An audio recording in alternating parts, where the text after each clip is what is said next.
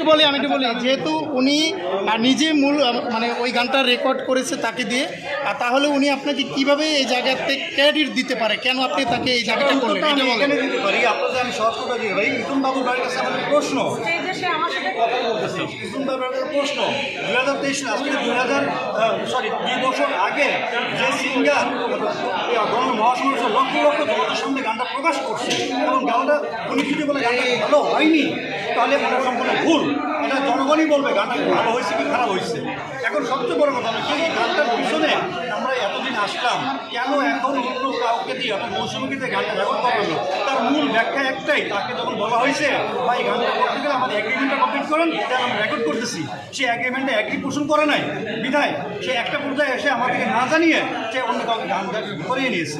কিন্তু একজন গীতিকার এটা পারে, একটা গীতিকার এটা করতে পারে, তার গান করতে পারে।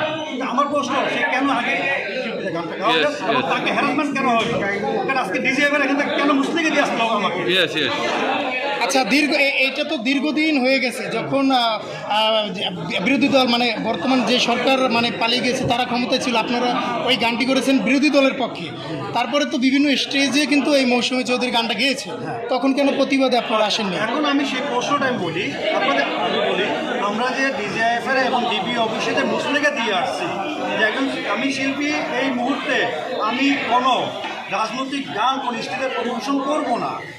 আপনারা জানেন আমাদের মহানায়ক। তাহলে আপনি মুসলিমকে দিয়েছেন, তার মানে কি যে আপনি ওই গানের বিষয় থেকে সরে এসেছেন? বিষয়টা এটাই ওইটা সরে সে বলছে যে ভেঙে দে আর এই দু জায়গা গান করতে পারবো না, তাহলে তারা আমাকে হ্যারাসমেন্টে যে আইনগতভাবে যারা করবে তারা করবে। আমারও তো ভয় আছে, আমারও তো জীবন আছে। কেন আন্দোলনের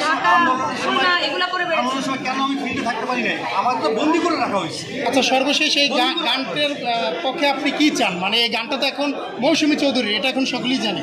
এখন এই গানটির পক্ষে আপনি কি চান? মানে এই গানকে আপনি ফেরত চান না আপনাকে ইথনবাবু কোনো ক্রেডিট দিবে, মানে কি চান? এটা গানের মূল গানের স্বীকৃতি কে গানটা গাইছে? আমি যে প্রথমে গিয়েছি অন্তত এইটুকু কথা যদি তারা আমাকে মানে আমার নামটা যদি তারা বলে আমি এতটুকুই চাই, আমার আর অন্য কোনো চাওয়ার নেই। মানে মূল শিল্পী হিসেবে আপনি কষ্ট পাই এই জায়গাটায়, যেখানে আমি গাইলাম, আমি স্টেজে এত লক্ষ লক্ষ জনতার সামনে রাজশাহী গণসমাবেশে গাইলাম এত শক্তি নিয়ে, এত সাহস নিয়ে, আগের দিনের এত হুমকি দামকি নিয়ে, আমার কি কোনোই কিছু নাই এখানে? আমি কি এত জিরো এই গানটায়? রায়টিকে রুকসার রহমানের নাই, রুকসার রহমান দেদে জেল ভেঙে দে গিয়ে আসছে, যুদ্ধ ঘোষণা করে আসছে সেই 6 বছর আগে। রুকসার রহমানের কি প্রায়োরিটি নাই? তো এই স্বীকৃতির ব্যাপারে কি তার সাথে কথা হয়েছিল আপনার ইথনবাবুর সাথে? উনি অ্যাভয়েড করে গেছেন, উনি অন্য ঢঙে কথা বলেছে, তার ব্যক্তিগতভাবে না বলি সে বিষয়গুলো এখন আমি এখানে আপনাদের সামনে বলতে চাচ্ছি না। ঠিক আছে, ধন্যবাদ।